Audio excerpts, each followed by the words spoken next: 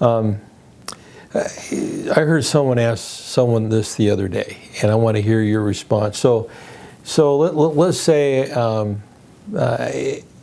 there's a gentleman with a new Cadillac, and he's parked alongside the road, and you're walking up the sidewalk. And as you get within 20 feet, you hear the click, which means you know what he did. Because you can hear it, right? You can hear when someone presses the button and locks all the doors. Number one, has that ever happened to you? And number two, how does that make you feel when that happens?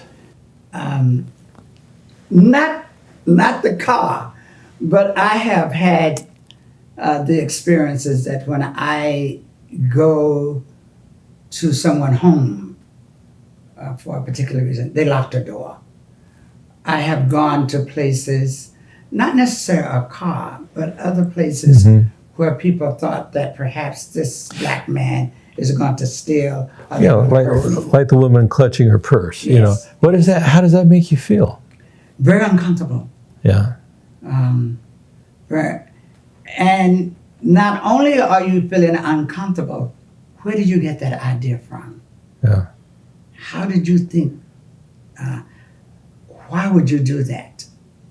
What gave you that thought that I wanted something from your purse, or that I want to enter your house without being invited? And I think I'm of the opinion that a lot of things that people are doing or choose to do is because they're not knowledgeable of individuals. Mm-hmm. They make that assumption. I heard this, so it must be true, Right. so I would try that. You know, it's interesting that children don't know prejudiceness. Right. They don't know that. They're My taught, aren't granddaughter and my neighbor's children were playing, and they just had all kinds of things to do, things to say, different games. It was my mother that asked a question when the grandson came in from playing with his friends. My mother, from the South, asked my grandson, "Who were you playing with?